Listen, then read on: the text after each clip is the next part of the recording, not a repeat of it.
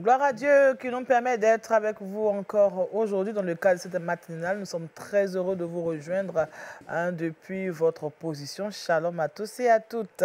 Nous sommes avec le pasteur Tchoumou Jean-Yves ce matin. Shalom, pasteur. Shalom, Daniel. Comment ça va? Oui, ça va bien. C'est sûr qu'aujourd'hui, on va bénéficier encore de quelques conseils de pasteur Tchoumou. Par la grâce de Dieu. Alors, qu'est-ce qu'on verra pour la rubrique Méditons ensemble? Aujourd'hui, nous allons parler de la part de Dieu. La part de Dieu. Oui. D'accord, ce sera donc pour tout à l'heure. Oui. Merci, pasteur. Shalom, Josué. Shalom, Daniel. Comment ça va? Ça va, Dieu fait grâce. Mais là, tu viens d'arriver de... Ok, d'accord. Bonne arrivée alors. Merci. Alors, qu'est-ce qu'on aura, Josué, puisqu'on a Culture Actu, le saviez? Oui, aujourd'hui, dans Culture Actu, on va parler de musique. Je présente un artiste du nom de Elkanah Le Béni. D'accord. Voilà, et dans le saviez-vous, on part en Australie, où 67% des chrétiens traitent les cas de violence conjugale dans l'Église. Waouh, vraiment, que Dieu soit avec eux. Hein? Amen. Merci Josué, shalom Kouda. Bonjour Daniel. On est bien réveillé? Oui, ce matin on voit la vie en rose. Oui, vraiment en rose. J'aime bien le rose, vraiment. On voit la vie en rose avec Jésus, je précise. Amen. Alors, qu'est-ce que tu nous proposes comme astuce? Ce matin, je partageais avec vous, amis de Wake Up, 3 astuces avec le concombre. Au-delà des salades, des crudités, on peut faire de belles choses avec le concombre. Et c'est ce qu'on va voir tout à l'heure. D'accord, le concombre qui est un légume très important pour, surtout pour le régime, hein, le régime alimentaire, le régime amaigrissant. Donc au-delà de cela, il a d'autres vertus qu'on va voir. D'accord, avec Kouda, on va découvrir de belles choses avec le concombre. Je pense que c'est la période en ce moment, il y a beaucoup de concombres sur le marché, donc ça sera facile. C'est l'occasion. Voilà, il faut profiter. Merci Kouda. Shalom docteur Oufoué. Comment ça va? Ça va très bien. Toujours un plaisir d'être avec vous. Vraiment? Dans ce chaleureux studio. Amen. Alors docteur, c'est sûr qu'on va parler des yeux puisque vous êtes ophtalmologue. Voilà, ophtalmologue. C'est le matin, on vient de se réveiller, la bouche c'est pas encore bien dit, ouverte et tout. Pardon? Et dit on vient de se réveiller, la bouche est encore oui, non, la langue encore voilà, parlait. Donc... c'est ça. Alors avec vous, on va découvrir certainement une maladie des yeux. Ouais. On va voir les rétinopathies. Les rétinopathies sont les affections de la rétine dues à des maladies générales comme le diabète, l'hypertension artérielle ou la drépanocytose. On voit que les yeux sont vraiment exposés quand même. Ouais, l'œil, toutes les maladies peuvent avoir une répercussion sur l'œil. Toutes les maladies. Ouais. D'accord. Voilà. Ouais. Ok, donc on va voir les rétinopathies. C'est ça. Waouh, vraiment. En fait, tu me dis. Et si possible, après, le docteur va nous expliquer pourquoi les noms des maladies en médecine sont si compliqués, si complexes. Rhinocytose, pourquoi c'est faussement compliqué? C'est le nom des maladies, ça, je veux voir. Bon, je me dis que comme ça vient du grec, voilà, tout vient du grec, comme les premiers médecins, les Hippocrates, tout ça, c'était grec. Donc la plupart des... Probablement, ça vient du grec. Voilà, d'accord, donc rétinopathie, il y a des maladies, mais quand tu entends le nom de ton cœur, ça fait peur. Ça fait peur. Pourtant, c'est rien, hein, mais ça fait peur. Voilà. Merci vraiment. Voilà, si vous nous prenez en marche, vous êtes à l'émission Wake Up, c'est la matinale sur Lumière du Monde Télévision. Et sans plus attendre, nous allons méditer la parole de Dieu. Et c'est tout de suite, méditons ensemble.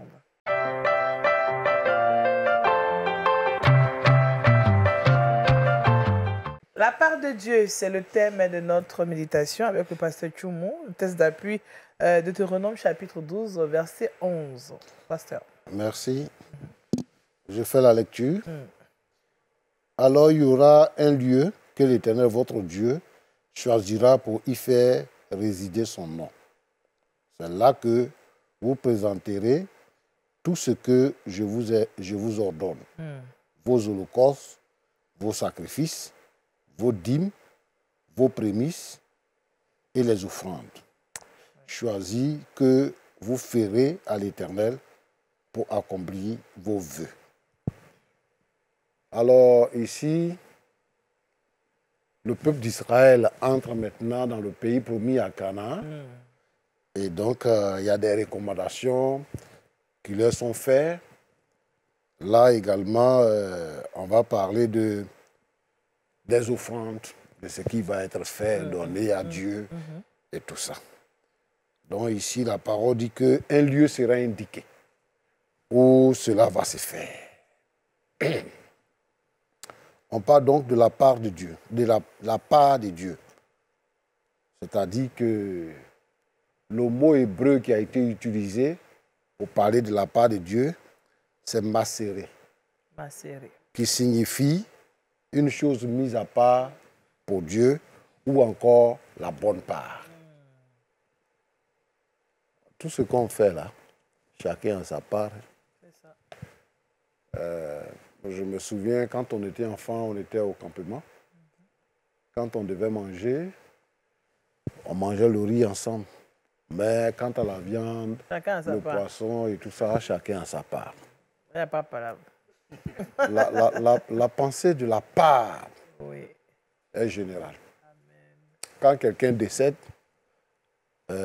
qu'on doit donner l'héritage, dans l'héritage, chaque enfant, chaque personne a sa part. Et donc, parler de la part qu'on doit donner à quelqu'un, ce n'est pas nouveau. Oui. Ça existe. Et donc, nous pouvons également dire que dans ce que nous faisons, Dieu a sa part. Dieu a sa part. La part de Dieu provient des richesses de son peuple. Donc, si Dieu doit avoir une part dans ce qui existe, dans les biens et tout ça, ce sont les enfants de Dieu, le peuple de Dieu, qui donnent. Ce qu'ils donnent là, c'est ça qui est la part de Dieu.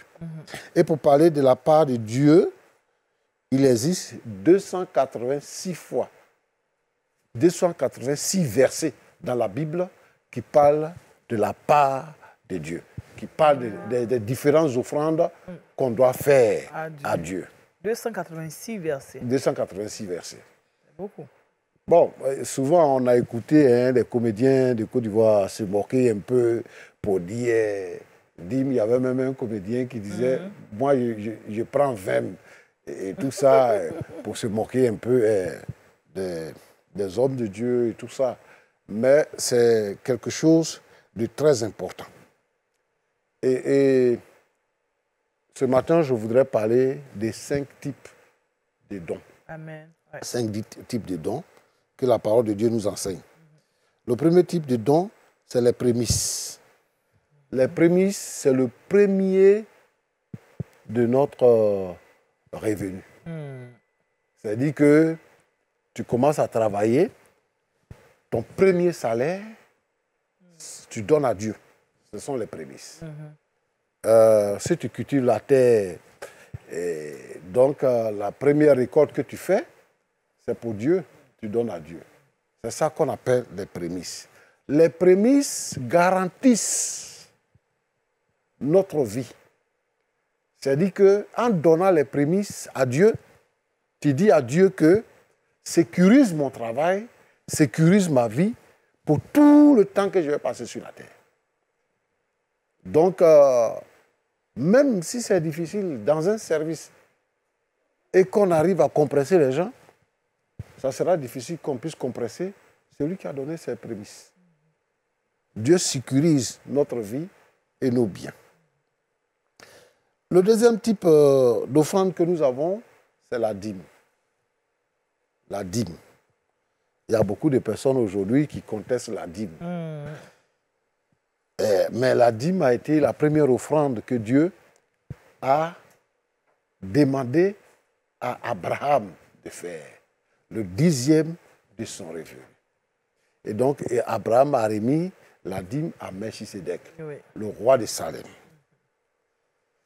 La dîme a été instituée 500 ans avant la loi de Moïse. Et la dîme ne sera pas abolie avant le retour de Jésus. Amen. Donc, la dîme a été instituée. Quel est le but de la dîme? En fait, Dieu veut que nous lui donnons la dîme. C'est la part de Dieu dans notre travail que nous faisons tous les jours. Dieu nous donne 10. Et sur les 10, il a 1. C'est déjà pour lui, c'est réservé. Ce n'est pas à contester. Donc, si vous ne payez pas la dîme, vous volez Dieu. Dans le livre de Malachie, Dieu donne les garanties à celui qui donne la dîme. En fait, le chrétien qui donne la dîme, Dieu l'éloigne du malheur et de la malédiction.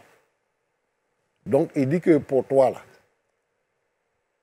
je vais détruire le dévoreur. Mais si tu ne payes pas la dîme, Dieu va percer ta poche. Il y a des gens qui ne payent pas la dîme. Quand c'est la fin du mois, quand il perçoit son salaire, c'est là que les enfants vont tomber malades. C'est là qu'on va appeler du village pour dire qu'il y a telle personne qui est malade ou bien il y a un décès. Chaque fin du mois. Et je voudrais dire ici, ceux qui ne payent pas la dîme, ils n'ont qu'à vérifier ça. Donc, la dîme là, c'est une garantie pour les enfants de Dieu. Parce que quand vous payez la dîme, Dieu arrête le malheur. Et Dieu détruit, si vous voulez, la malédiction dans votre vie. Ça, c'est la deuxième offrande. La troisième offrande, sont les offrandes volontaires qu'on fait. Par exemple, on va au culte, c'est l'heure des offrandes, on fait les offrandes et tout ça. C'est l'expression de l'amour que nous avons pour Dieu et de la reconnaissance que nous témoignons à Dieu pour tout ce que Dieu fait pour nous. Nous sommes en bonne santé, nous dormons, nous nous réveillons, nous allons et nous rentrons. Il y a des gens qui sortent le matin qui ne rentrent pas parce qu'ils sont tombés dans un accident. J'ai lu une histoire sur Facebook. Ils habitent dans un immeuble, hein, et il y a une boutique en bas de l'immeuble. Donc on dit à l'enfant, va à la boutique, va acheter ceci. L'enfant descend de l'immeuble, il va acheter à la boutique. Et jusqu'à présent, l'enfant n'a pas encore rentré parce qu'il a été enlevé. Dieu nous garde. Et pour tout ce que Dieu fait pour nous, nous devons être reconnaissants. Amen. Dans nos offrandes de tous les jours que nous faisons. Amen. Voilà, il faut faire des offrandes. C'est un moyen de reconnaissance à Dieu. Le quatrième type d'offrande, c'est l'engagement ou la résolution. C'est-à-dire que c'est quand quelqu'un s'engage. Par exemple, souvent, on fait les cultes de reconnaissance à Dieu. Et puis, on dit, bon,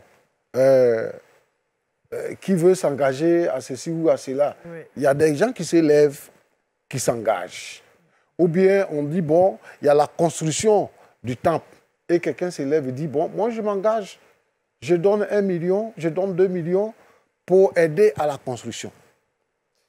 C'est un acte volontaire. Ce n'est pas obligatoire. C'est un acte volontaire, délibéré, spontané. Quand vous le faites, c'est un acte très important devant Dieu. Le fait de s'engager pour donner quelque chose. Je vois des gens qui, souvent, devant tout le monde, qui prennent des engagements, et puis après, ils n'honorent pas les engagements. C'est très dangereux. Parce que l'Éternel tient compte de ça. La Bible dit quoi? Que Dieu n'abandonnera pas ceux qui prennent des engagements. C'est-à-dire parce que vous avez pris un engagement pour honorer Dieu.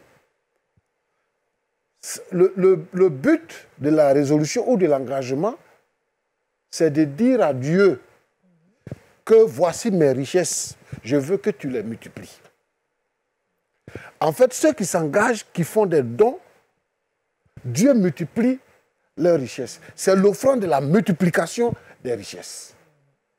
Contrairement à la dîme. La dîme, c'est la sécurité des biens. C'est-à-dire que vous avez vos biens, quand vous payez la dîme, Dieu sécurise les biens. Donc, vous ne perdez pas vos biens.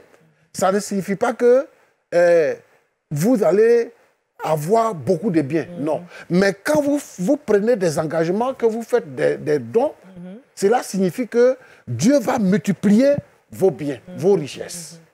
Donc, toutes les offrandes qui sont faites dans la Bible, chaque offrande a sa valeur, a sa signification. Et puis, il y a les dons dirigés. Les dons dirigés. Par exemple, je suis là, et puis en venant de la maison, je prends un peu d'argent. C'est un exemple. Hein. J'ai dit, bon, Josué, ça c'est pour toi. C'est un don qui est dirigé. Et, ou Kunda, ça c'est pour toi, oui. Donc, les chrétiens qui sont matures acceptent de faire les dons dirigés. Par exemple, quand il y a un organisme, une organisation, un orphelinat, ou bien comme LNTV, qui a besoin d'argent pour être aidé, et que vous donnez de l'argent. Quand vous donnez de l'argent, c'est comme si vous acceptez que Dieu vous fasse du bien. En fait, c'est ça, les dons dirigés. Ça fait que Dieu est favorable à votre vie, dans tout ce que vous faites. Donc, je veux dire ici qu'il y a des gens qui sont humbles. Hein, quand vous avez dans votre cœur de leur faire un don, que vous faites le don, ils refusent le don. Si quelqu'un vous fait un don, ne refusez jamais. Parce que, en fait, les offrandes là, Dieu permet que nous puissions faire les offrandes pour nous bénir. Pour nous bénir. Et donc, Dieu peut mettre dans notre pensée de faire don à quelqu'un. Quand vous refusez mon don, ça veut dire que vous empêchez ma bénédiction. Donc, quels que soient les moyens que vous avez, si quelqu'un vous fait un don, prenez le don et faites bon usage du don, parce que c'est ce qu'il a reçu. Donc, il faudrait que nous soyons également capables de faire des dons dirigés. Et Jésus dit qu'il y a plus de joie à donner qu'à recevoir. Donc, nous devons de plus en plus faire des dons dirigés. Nous devons de plus en plus faire des dons d'engagement, de résolution. Parce que ce sont des dons qui nous procurent la joie. Contrairement aux prémices. Parce que les prémices, si vous avez fait les prémices, c'est pour une fois, pour toutes. C'est-à-dire qu'aujourd'hui, je suis instituteur, on m'a payé mon premier salaire, j'ai donné mon premier salaire. Je ne vais pas répéter ce don-là, parce qu'on le fait une seule fois. À moins que je n'ai une autre activité où je vais donner les prémices. Oui. Mais sinon, on le fait une seule fois. Et la dîme, c'est le 10e de notre revenu. Mais les offrandes, on peut les faire à tout moment. Les offrandes à l'église, on peut les faire à tout moment. Les dons dirigés, on peut les faire à tout moment. Les dons d'engagement, on peut les faire à tout moment. Parce que partout où tu vas, là où il y a un besoin, tu interviens. Et c'est comme ça aussi que Dieu te bénit. Que Dieu vous bénisse. Amen, amen. La part de Dieu, c'est le thème de notre méditation. Texte d'appui, Deutéronome 12, verset 11. Merci vraiment, pasteur Tchoumo. On retient aujourd'hui que nous avons les prémices pour la part de Dieu. Les prémices, la dîme, les dons volontaires, les dons d'engagement. Les dons dirigés. Les dons dirigés. Voilà. Ok. Alors, est-ce que ces choses sont enseignées quand même à l'église pour qu'on sache un peu comment s'orienter dans les dons, ou bien c'est le chrétien qui doit lui-même chercher à comprendre ces choses à travers sa Bible? L'erreur que font les pasteurs, c'est que très souvent les gens disent dans l'église, pas d'argent, tout le temps, offrande. Mais c'est nécessaire d'enseigner, de dire ça, pour que les chrétiens le fassent. Si quelqu'un ne fait pas, il ne le fait pas. C'est par désobéissance. Oui. Mais il ne faut pas bloquer la bénédiction des gens. Il ne faut pas que les hommes de Dieu soient gênés de parler de l'argent dans l'église. Oui. Ça fait partie de la Bible. Il y a trop de versets qui parlent de ça, de ce qu'on doit donner. Et c'est Dieu lui-même qui a institué. Quand les enfants d'Israël entrent en Canaan, il dit, je vais vous indiquer un endroit, un lieu. Et voilà ce que vous allez faire dans ce lieu-là. Vos holocaustes, vos sacrifices, vos dîmes, vos prémices, tout ça, vous allez donner là-bas. Donc, il faudrait que cela soit enseigné. Bon, il y a aussi que... il y a beaucoup de personnes aussi qui ne savent pas qu'on doit enseigner ça. Donc, ils n'enseignent pas. D'accord. Merci, pasteur Kouda. Oui, une question, pasteur. Est-ce que les offrandes financières ont plus de valeur que l'offrande du temps, l'offrande en adoration ou en louange? Parce que quand on parle d'offrande aujourd'hui, on a l'impression que c'est uniquement le volet financier. Est-ce que le volet financier a plus de valeur qu'une offrande de son temps, tout simplement? Oui, parce que tout ce qu'on fait aujourd'hui, l'argent a remplacé tout, en fait. C'est pour ça que l'offrande est financière, si vous voulez. Bon, si par exemple quelqu'un est planteur de cacao, pour venir payer sa dîme, il ne va pas venir payer un sac de cacao ou bien une tonne de cacao parce qu'il a fait 10 tonnes, il va venir donner une tonne de cacao à l'église le dimanche. C'est compliqué. Donc, qu'est-ce qu'il fait? Il vend son cacao et puis il prend la valeur des 10 sacs et il vient donner à Dieu. Donc, c'est parce que l'argent a tout remplacé. Avant, nos parents, ils donnaient maïs, ils donnaient du riz, igname, tout ça, ils donnaient ça. Mais bon, celui qui n'a pas maïs, qui n'a pas qui n'a pas du riz, qui a planté EVA, qui a planté palmier à huile, il ne va pas prendre un dixième, un sac un camion de imaginons quelqu'un voilà, un camion de EVA pour venir donner à l'église. Donc c'est pour ça que, bon, maintenant tout se résume à l'argent. C'est ça. Voilà. D'accord, merci pasteur. Voilà. Merci, pasteur. Sinon, on donne tout. On donne tout. Si, par exemple, vous êtes quelqu'un, à part votre travail que vous faites, vous élevez des poulets, vous élevez, comment on appelle, vous avez de la tomate, vous avez ceci ou des arachides, machin, tout, vous pouvez prendre pour donner. Moi, je vois à des cultes, il y a des mamans qui viennent faire des offrandes, offrandes de bouteilles d'huile, voilà, ainsi de suite. Il y a des gens qui viennent avec poulet, comme ça, dimanche matin, voilà, ils font des offrandes. Donc, on peut faire l'offrande de tout. Ouais. Pasteur, puisqu'on parle de prémices, est-ce que notre premier enfant doit être... on doit donner notre premier enfant au Seigneur? Parce que c'est une question... Un peu comme ce qu'on voit dans la Bible, la Bible, Abraham... Parce que même dans la Bible, c'est écrit. C'est écrit. Ah oui. Voilà. Donc, oui, parce que on regarde la pensée de la Bible et on regarde notre pensée actuelle. Ce qu'on fait maintenant, c'est que tous les enfants sont consacrés à Dieu. Comment on fait? On présente nos enfants à Dieu. Quand un enfant naît, on le présente à Dieu. Mais à côté de ça, moi, j'ai consacré mon premier fils à Dieu. Et quand moi, j'ai choisi un dimanche, j'ai invité un pasteur qui est ici, qui est bien connu. Il est venu, on a fait la cérémonie de consécration. Et il y a 2 ans en arrière, chez moi, à l'église, on a institué la consécration des enfants, des premiers-nés et tout ça. C'est important. Pourquoi? Parce que si le premier-né est raté, ce n'est pas bon pour les autres. Pour les autres, oui. Mais si il est bien dans le Seigneur, les autres suivent.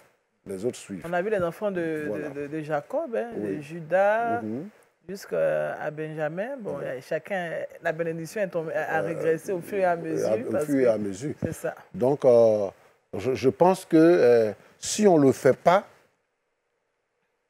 ce n'est pas ignorance. J'ai invité un pasteur l'année passée pour venir faire la consécration des premiers-nés. Il m'a dit, bon, est-ce que c'est utile? C'est utile. Voilà.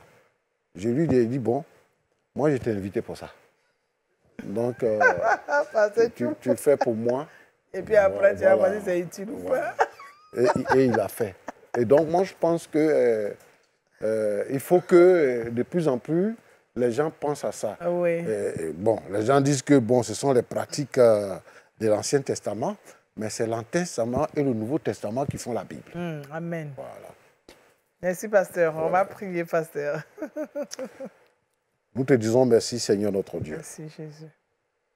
Très souvent, nous avons besoin d'être bénis, mais nous refusons de donner. Or, la bénédiction se trouve dans les dons, dans les offrandes. Seigneur, permets que nous soyons des donateurs, que nous soyons fidèles dans nos dons, fidèles dans la dîme, fidèles dans les prémices, fidèles dans les offrandes et tout ce que nous pouvons faire, Seigneur notre Dieu. Donne-nous la pensée de donner. À nous qui sommes ici sur le plateau et à tous ceux qui nous suivent ce matin. Seigneur notre Dieu, c'est toi qui crées en nous le vouloir et le faire. S'il te plaît, permets au Saint-Esprit de convaincre et de permettre que les gens soient vraiment des donateurs pour l'avancement de ton règne ici-bas. Au nom de Jésus-Christ. Amen. Amen, amen. Merci, Pasteur Tchoumou. On rappelle le thème de notre méditation. La part de Dieu, Deutéronome chapitre 12, verset 11, était donc le test d'appui. Merci, Pasteur Tchoumou. Je pense que nous devons nous rendre compte que Dieu a sa part dans tout ce que nous avons. Ça. Alors, retrouvons José Dioba et ses cultures à tu.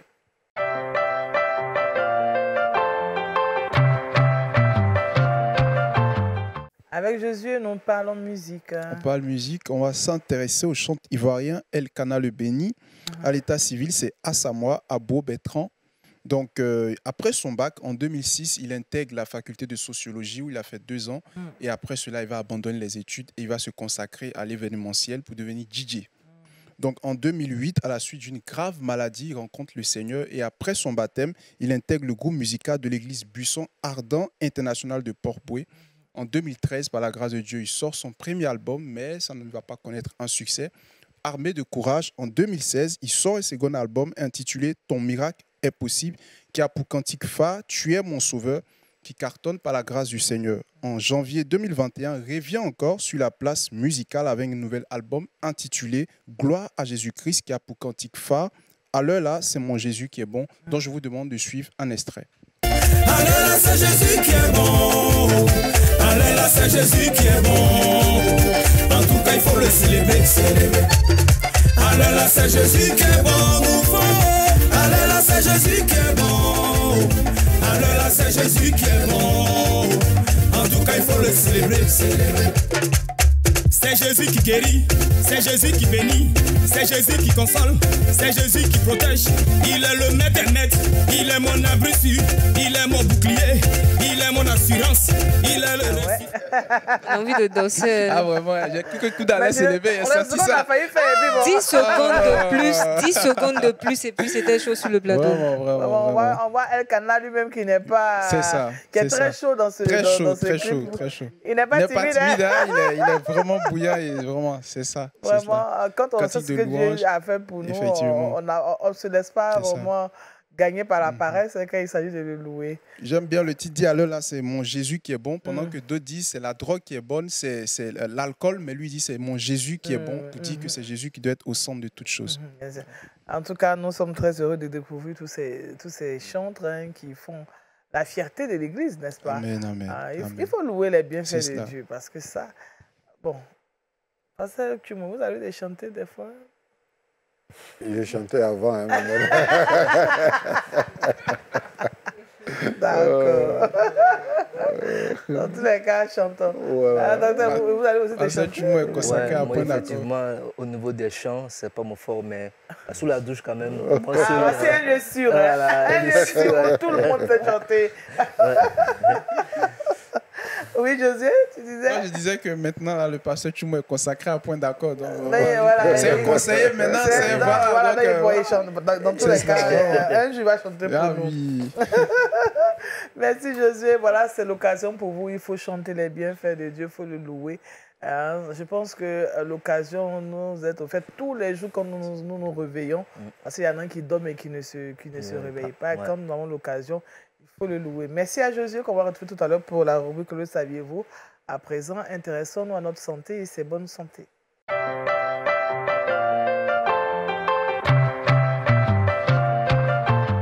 Rétinopathie, c'est le thème de notre rubrique aujourd'hui puisque nous recevons le docteur Oufoué qui est ophtalmologue et avec lui nous parlons des rétinopathies. Docteur, qu'est-ce que c'est? Comment présenter les rétinopathies? Merci Daniel. En fait, les rétinopathies, c'est sur ce volet, ce sont les affections générales qui ont des retentissements sur l'œil, sur la rétine en fait. Les 3 grandes pathologies qui nous intéressent en ce jour, c'est le diabète, l'hypertension artérielle et la drépanocytose. Mais la rétine, c'est quoi? La rétine, c'est en fait l'œil. Dieu a tellement bien fait les choses en fait. Il a créé, en fait, l'œil est comme un appareil photo. Comme il dit, en fait, l'homme a regardé l'œil pour créer l'appareil photo. Donc, en fait, la pellicule de l'œil, c'est la rétine. C'est la membrane sur laquelle se forme l'image. Comme l'appareil photo, c'est sur la pellicule que se forme l'image. La rétine, c'est l'appareil sur lequel se forme l'image. Donc, cette rétine peut être touchée à cause de différentes pathologies qui agissent sur les vaisseaux, comme le diabète, comme l'hypertension artérielle et comme la drépanocytose. Voilà, donc c'est de sensibiliser nos populations à partir d'un certain âge à se faire dépister et à faire des contrôles réguliers parce que ce sont des maladies qui peuvent rendre aveugles. Malheureusement, la rétinopathie diabétique est la 2e ou 3e cause de cystite dans le monde. Voilà, c'est une pathologie qui peut évoluer à bas bruit. Voilà, chez un diabétique qui souvent se sait diabétique ou pas. Et puis la maladie va évoluer progressivement. Et puis au sein de complications, alors qu'on peut prévenir, on peut anticiper. Et il y a un traitement qui marche très bien. Donc c'est de sensibiliser, c'est de lancer un appel. Les premiers signes qui vont apparaître, c'est la vue qui va baisser. Et puis après, ça peut être des douleurs. Mais très souvent, chez un patient qui est découvert, voilà, qui est soit diabétique, soit hypertendu, soit drépanocytaire, le médecin l'envoie faire un bilan initial. Parce qu'en fait, l'œil est la fenêtre du cerveau sur le monde extérieur. Le cerveau, l'œil est une partie du cerveau. Donc le cerveau utilise l'œil pour regarder le monde extérieur. Donc si l'œil est touché, c'est un signe indirect pour dire que le cerveau peut être touché. L'œil est touché, c'est-à-dire que tu peux faire un AVC qui va t'emporter. Voilà, donc c'est une fenêtre, c'est un signe d'alerte qui dit donc que soit ta maladie est bien traitée ou pas. Voilà, donc c'est de faire un bilan annuel parce que ça peut rendre aveugle. Donc on sait que les diabétiques de type 2 surtout font beaucoup de rétinopathie. Les types 2, c'est les diabétiques de l'obèse, d'une personne qui à partir de 40-45 ans, qui a des facteurs de risque comme le cholestérol, comme une mauvaise alimentation, qui va développer un diabète qui est dû au fait que l'insuline ne réussit plus à travailler. Donc, il va développer des maladies oculaires qui vont faire baisser la vue et qui peuvent le rendre aveugle. Donc, une fois par an, un patient diabétique doit faire un suivi au niveau du fond d'œil pour regarder la rétine, pour voir si la rétine est touchée. Si la rétine est touchée, c'est un signal d'alerte qui va annoncer au médecin généraliste ou au cardiologue pour dire que faites attention parce que le diabète n'est pas bien équilibré. Il faut faire accentuer le traitement parce que ce patient risque de développer des complications comme une crise cardiaque ou comme une insuffisance rénale. Voilà, d'accord. Donc, mais comment justement détecter une rétinopathie? Une rétinopathie, c'est... Pour quelqu'un qui a déjà le diabète, une personne qui a une maladie chronique, la maladie que vous venez de citer, le diabète, l'hypertension artérielle ou la drépanocytose. Oui, la drépanocytose. Très souvent, le patient peut se savoir diabétique ou bien le médecin lui dit au moins une fois par an, fais un bilan ophtalmo, il va vérifier ta vue, il va vérifier ta rétine pour voir si la rétine est touchée. Ça, c'est le cas le plus idéal. Mais très souvent, c'est le patient qui dit « Ah, docteur, je sens que ma vue a baissé. » Et qui n'est pas malade, il sent que sa vue a baissé. Donc, il n'arrive pas à voir bien de loin voir, il voit très flou, bien il voit déformé. D'accord. Voilà, docteur, depuis, j'ai un œil qui voit flou. Et puis, quand on l'interroge, on voit que peut-être il a saigné dans l'œil. Donc, on dit « Monsieur, vous êtes diabétique ou pas ?» Il dit « Ah, il n'est pas diabétique. » On fait un bilan. Et puis, on voit qu'il est diabétique. Donc, souvent, la maladie oculaire est le mode de découverte de la maladie générale. Très souvent, c'est le cas des drépanocytaires. Des patients ils vont dire « Ah, docteur, depuis longtemps, j'ai des douleurs articulaires, mais quand il fait froid, j'ai mal aux articulations. Mais ils ne savent pas. Un jour, ils saignent dans les yeux. Et puis, on se rend compte qu'ils ont une drépanocytose qui évolue depuis l'enfance, mais qu'ils ne savaient pas. Donc, souvent, la maladie oculaire est un mode de découverte de la maladie générale qui va être prise en charge. Le traitement repose d'abord sur la maladie générale. Très souvent, si le diabète est bien équilibré, l'hypertension est bien équilibrée, très souvent, il n'y a aucune conséquence sur l'œil. Mais s'il y a une conséquence sur les yeux, c'est un reflet qui prouve que ce n'est pas bien équilibré. C'est un signal d'alerte pour dire de bien équilibrer, de suivre bien ton régime parce que tu peux donner des complications qui peuvent t'emporter. Au cas où c'est découvert? Au cas où c'est découvert, il y a d'abord le premier traitement, c'est l'équilibre de la maladie générale. Donc, il faut équilibrer le diabète, équilibrer la tension et puis équilibrer la drépanocytose. Ça, c'est le premier traitement. Le second traitement, s'il y a des complications oculaires, il y a un traitement spécifique, soit c'est une chirurgie à faire, soit c'est des piqûres à faire dans les yeux, pour essayer de faire résorber le trop plein de sang. On pique comment? Ouais, ça fait pas mal, c'est en 5 secondes. On pique, ouais, c'est un peu délicat, n'ayez pas peur. Je veux pas peur, mais c'est peu douloureux, c'est pas douloureux. C'est moins douloureux qu'une piqûre pour prendre du sang. C'est très rapide. Voilà, c'est assez efficace depuis environ 10-15 ans. C'est un traitement qui a révolutionné le diabète. Voilà, c'est de passer un regard en bas et puis on pique en haut. Mais c'est mieux de l'endormir, ça arrive? Non, ça fait pas mal. Il ne s'endort pas. Non, il s'endort pas. Et s'il veut s'endormir, c'est possible, docteur? Endormi, quelqu'un, il y a des risques. Et s'il ne se réveille pas? Pour un truc qui va durer 5-10 secondes, tu vas l'endormir, tu fais pas mal. En bas, comment on fait? C'est-à-dire, en fait, le patient est couché, le médecin est à la tête, et puis le patient est regardé en bas. Donc, le patient regarde en bas, la partie blanche qui est découverte, une petite piqûre qui... L'aiguille fait moins d'un millimètre. Donc le patient, il sent qu'on le touche, mais il n'y a pas de douleur. Voilà. L'œil ne fait pas mal en tant que tel. Voilà. C'est un peu ça. L'œil ne fait pas mal en tant que tel, mais c'est quand il y a des complications que ça peut créer des douleurs. Moi, je veux voir ça. Voilà, pour la prochaine fois. Bon, c'est ça la médecine. Voilà, Dieu donne la sagesse. C'est de prévenir, c'est de faire la prévention, c'est de sensibiliser les patients diabétiques, hypertendus, drépanocytaires, au moins une fois par an, ou bien au maximum chaque 2 ans, à se faire suivre par leur ophtalmo parce que ça peut aider à stabiliser leur traitement, leur maladie générale. Voilà. D'accord, les rétinopathies. Waouh!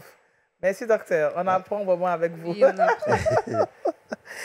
Alors, c'est ça, on vient de découvrir une autre maladie, les rétinopathies. C'est ça aussi, on l'a dit, ce sont les personnes diabétiques, hypertendues et puis qui ont de la drépanocytose qui sont vraiment exposées aux rétinopathies, une maladie qui s'attaque à la rétine. Ouais. Voilà. Ce n'est pas le côté blanc, là, noir. Pas le côté blanc, c'est à l'intérieur. À l'intérieur de l'œil. On ne la voit pas. Voilà, c'est un tissu qui est très noble. Donc Dieu a fait de telle sorte que le blanc puisse le cacher en fait.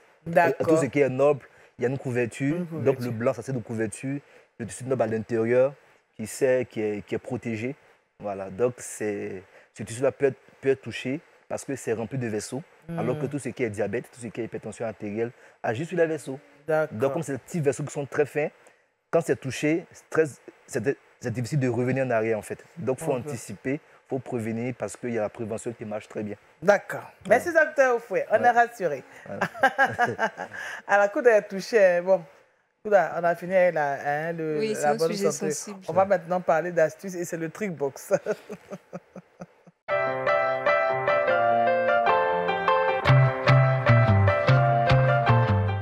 3 astuces à base de concombre. Oui, 3 astuces à base de concombre. Comme je l'ai dit en introduction, au-delà des crudités, les concombres ont d'autres vertus. Et la première est destinée aux femmes. On peut utiliser en fait les concombres pour lutter contre les cellulites, qu'on appelle communément dans un langage courant les peaux d'orange. Les peaux d'orange, voilà. Oui. Donc dans ce cas, si vous allez prendre des tranches de concombre que vous allez frotter en fait sur les différentes parties, parce qu'il se trouve qu'il y a du collagène à l'intérieur du concombre et il y a d'autres composés qu'on appelle des composés phytochimiques qui vont permettre aux pores, en fait, à la peau de se resserrer. Donc, si vous avez ces petits soucis-là, n'hésitez pas à prendre des tranches de concombre que vous allez frotter sur votre peau 3 fois par semaine. Vous allez voir qu'au fil des semaines, il y aura des changements, de belles améliorations. On ne parlera plus de peau d'orange, mais ce sera pour une peau normale, une peau lisse. Voilà. Voilà. Peau de pomme. Peau de pomme. Peau de pomme. Amen. Tout court. La deuxième astuce, elle est destinée à tout le monde. On peut utiliser le concombre pour se donner un peu plus de peps. Voilà. Il arrive qu'on se sente un peu fatigué, on a une journée très épuisante. Donc, au lieu d'utiliser la caféine, mangez quelques tranches de concombre parce qu'il y a à l'intérieur de la vitamine B et du glucide. D'accord. Donc, ça va vous donner de l'énergie. Voilà, vous avez une journée fatigante, vous rentrez à la maison, vous avez envie de jouer un peu avec les enfants. Parce que quand tu es fatigué, ils t'énervent. Oui, quand tu es fatigué, c'est là. Et puis, c'est quand ils veulent jouer encore plus. Ah non, mais on a fait un peu. Ah non, on a fait encore. Tu parles par expérience apparemment. C'est ça, justement. Donc, il faut manger le concombre. Voilà, ça m'intéresse. Hein. Ça m'intéresse. Quand on sort d'ici, je vais utiliser les concombres. C'est vraiment... Donc, testez, puis on se fait un retour. En privé. En privé. Voilà. Et la dernière astuce, on peut utiliser le concombre contre les mauvaises haleines, tout simplement. D'accord. Il faut poser quelques tranches sur la langue pendant plusieurs minutes. Vous pouvez faire cela plusieurs fois par semaine. Ça va améliorer l'haleine parce qu'il se trouve en fait que le concombre contient des composés qu'on appelle des composés phytochimiques qui vont détruire les bactéries qui produisent les mauvaises haleines. D'accord. Donc, c'est un légume qu'il faut consommer vraiment. Ouais. Alors, la question que moi, je m'en vais te poser, est-ce qu'il faut utiliser le concombre avec la peau ou bien sans la peau Il faut enlever la peau, tout simplement. Enlever la peau, voilà. D'accord. Ok. Prendre des tranches, on enlève le vert, on se contente que du blanc, la pureté. Voilà, okay. Je dis ça comme ça. Okay. Donc, on a 3 astuces à base de concombre. La première, c'est de nettoyer les cellulites, guérir les cellulites. Réduire les cellulites. La deuxième, c'est pour avoir un peu plus de peps. Et la dernière, c'est pour la laine. D'accord. En ce moment, il y a beaucoup de concombres sur le marché à Abidjan. Hein, donc on va profiter. On va profiter, vraiment. Et puis, mangeons aussi du concombre. C'est bon. C'est riche en eau. C'est beaucoup riche en eau. Oui. Le concombre, c'est 90-95% d'eau. Oui. Et puis, ça sert beaucoup pour le régime. Ça permet ça permet de rassasier sans produire de calories qui vont permettre de prendre du poids. Ça permet de rassasier. Et puis, c'est très bon pour le régime. Ceux qui font le régime utilisent très bien. Ça marche très bien le concombre. Et puis, bon, chez nous, ici, c'est pas assez cher. Quand il y a la période, faut en profiter, quoi. Oh, mais je suis gâté, quoi. Maintenant, je me coupe en enfant, manger concombre. On mange. En tout cas, merci à Kouda pour nous rappeler que nous devons consommer vraiment le concombre. C'est vrai que le docteur nous dit qu'on peut consommer le concombre, mais en plus de ça, il y a encore d'autres vertus qu'on peut... Voilà, en utilisant le concombre, on peut vraiment avoir une bonne santé de la peau. Merci à Kouda. Et puis on retrouve José Diobas, c'est la rubrique « Le saviez-vous »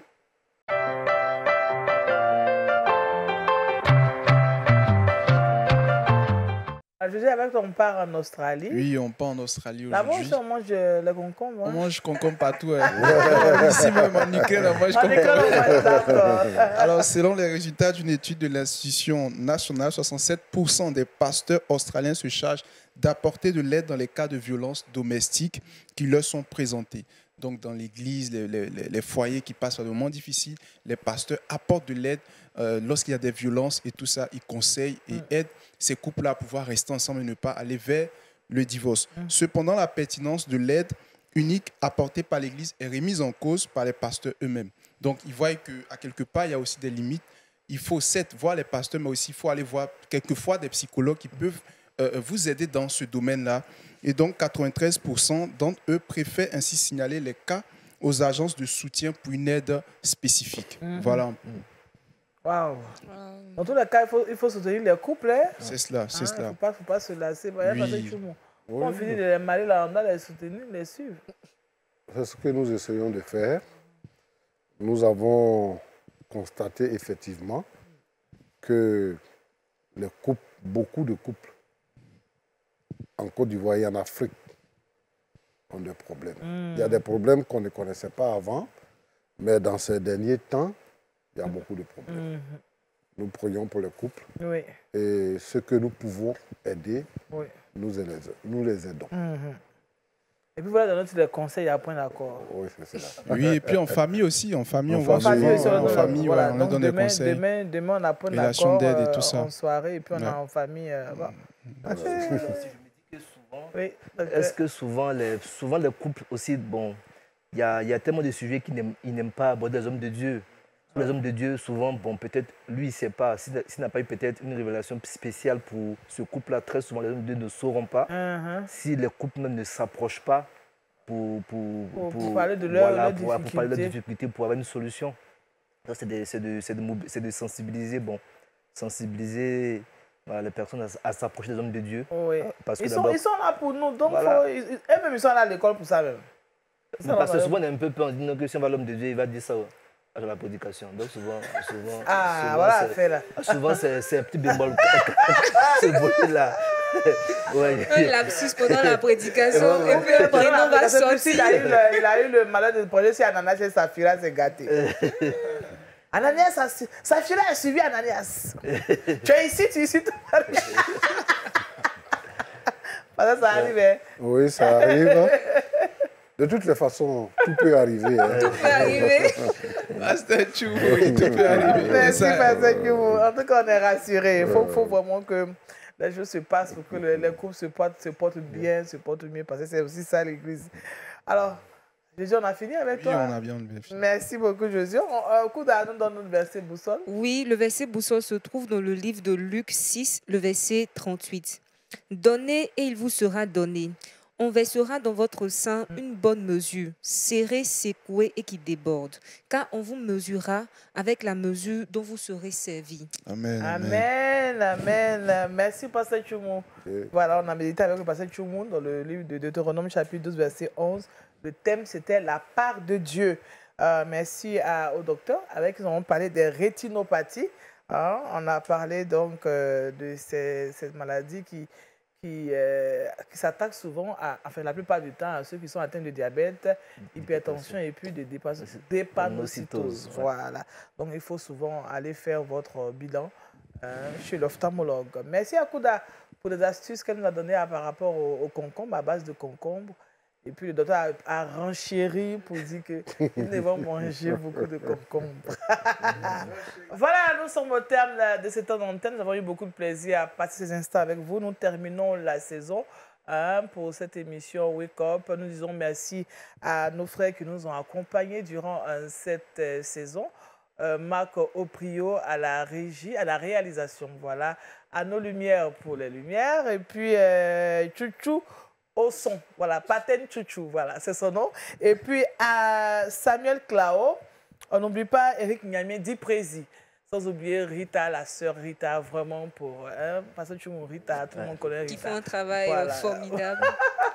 En tout cas, à tous ceux qui nous ont permis d'être chez vous pendant cette saison, que Dieu vous bénisse et puis que la saison prochaine, Dieu nous bénisse encore davantage.